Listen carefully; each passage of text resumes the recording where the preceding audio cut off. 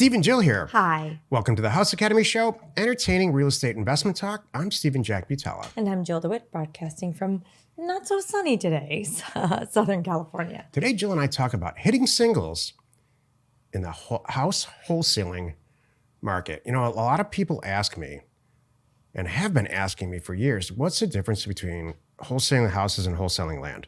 It's true. And everybody, well, most of the people know here, we cut our teeth for decades, Jill and I, buying and selling land. And, you know, because of real popular requests or a tremendous amount of requests, because on the Land Academy show, Jill and I talk about wholesaling houses. Right. You know, why don't you start a House Academy program and talk about wholesaling houses?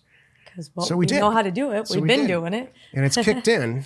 And now they ask us, why? What's the difference? This is the difference, what this show is all about today. Exactly. Single after single after single, you can buy a house for a couple $100,000 and sell for 230 or 240 pretty quickly if you price it right and do everything mechanically correctly, or at least some version of that. Mm-hmm. With land, it's not as mechanical. There's a little bit more of an art form to it, but you have the opportunity to hit some bigger base hits and sometimes some home runs. So if you're like me, I'd rather hit singles all day. Exactly. Consistently and predictably. Exactly. Before we get into the show, though, let's take a question posted by one of our members on the houseacademy.com online community. It's free.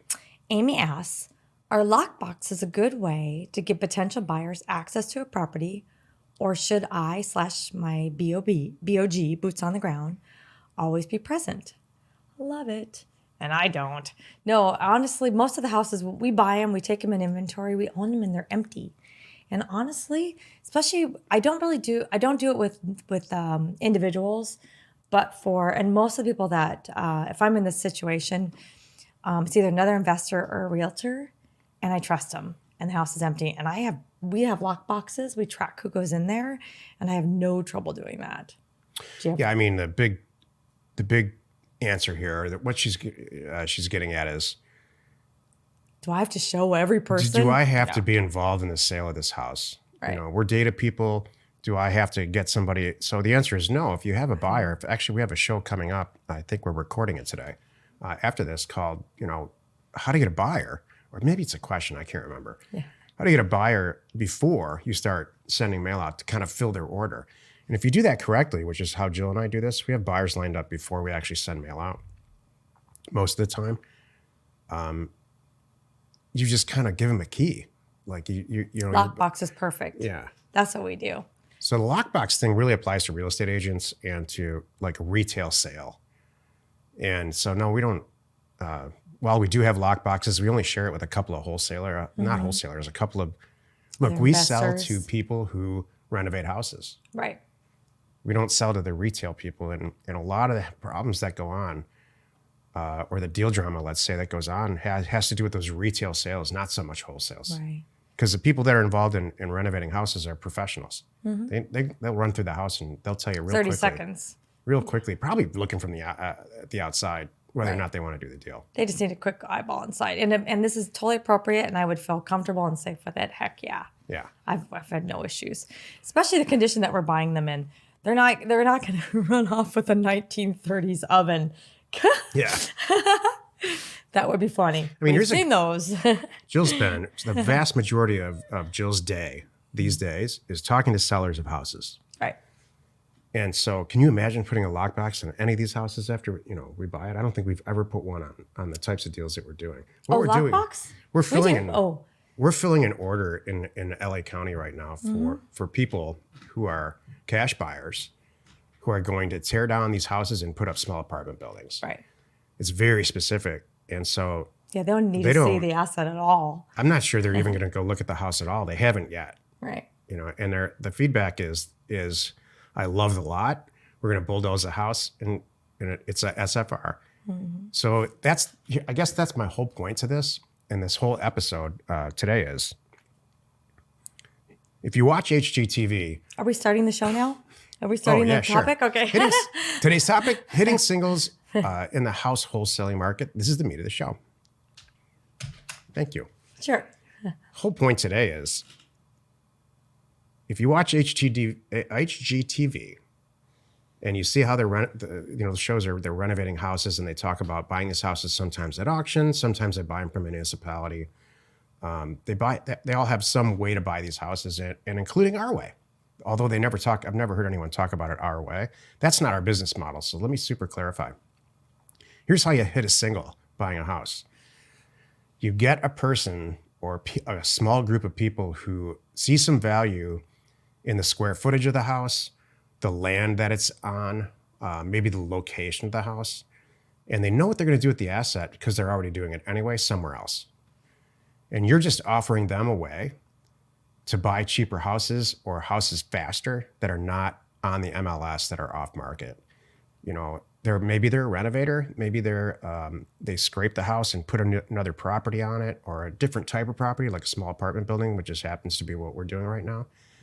So that's how you hit singles over and over and over again, where you can send a few properties to somebody who's already worked out their financing, who's already worked out what they're going to do with their property. And they're looking at these deals very quickly and saying, this is a fantastic location. It's zoned what I want.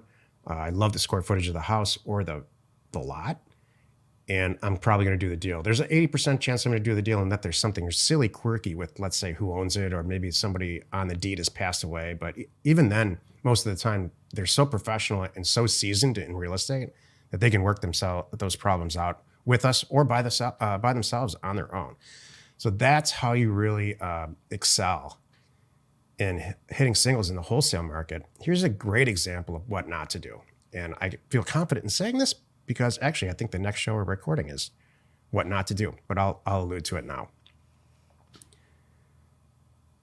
If you go send a bunch of mail out and you smart price it like we teach, and you're going to get people signing the offers and sending them back, or they're going to call back and say, yeah, we absolutely do want to sell our house for the amount that you sent it.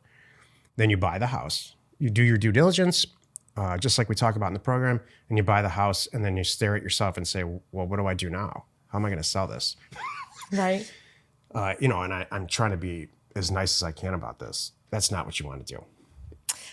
My whole point, if I might add in, my point on this topic is with hitting singles in the wholesale market, it's really about dollars. Going into it with that mindset that you're not going to hit a home run, but you're going to consistently do well. How? Because you know what you did. You learned from us how to pick a county. You're looking at days on market. You know all the things that we talk about in the House Academy, what to look for. So you're going in and you know what the outcome's going to be. That's a single. You're not trying to reset the market too, by the way. You're trying to do this very quickly, very fast for a decent amount of money. Let's just say maybe, anywhere from 20, 40, 50 and up, $1,000 a transaction, depending on the amount of the property, and you move on. It's very easy in a house range of, $200,000 to $300,000 to get, $20,000 to $40,000 doing this all day long with very little work. And then what I'm doing right now is I'm hitting things that are, 1, 2, 3, 4, 5 million. And guess what? My numbers go up to accommodate that, which is great. And it's the same thing. I'm not trying to reset the market. I'm not trying to buy something for 1 million and sell it for 2. That's dumb. I'm trying to, trying to find things. That's not what this is. Exactly. Singles are things that it's $1 million and it's being sold for 1.1 or 1, something like that. Singles is not getting greedy. Singles is about doing it fast. And that's been our whole thing too, by the way, with Land Academy. We really are about volume. And we talk about this a lot. Don't, if you try to get greedy, it's going to slow you down. If you just think about these singles, you'll do it right and you'll do it fast. If you're going to sit and hold out for X price, you might be holding out for a while. That's going to mess up your whole model. Yeah. So that's exactly right. Thank you. We know your time's valuable. Thanks for spending some of it with us today. Join us next time for an episode called Our Biggest House Failures. And we answer your questions posted on our online community found at houseacademy.com. It is free. You are not alone in your real estate ambition.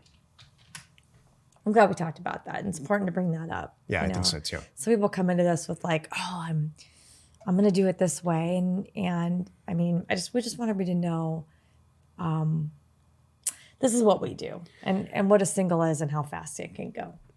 It's important to understand the concept of for sale property and to avoid it. Right. there's not an easy button way to buy and sell real estate most of the time. After you get seasoned and send a bunch of mail out and do a bunch of deals, you start to see paths of least resistance in hitting singles. And one of the paths that we found in houses over the years, and this is invaluable information. I think I wish somebody would have told me this.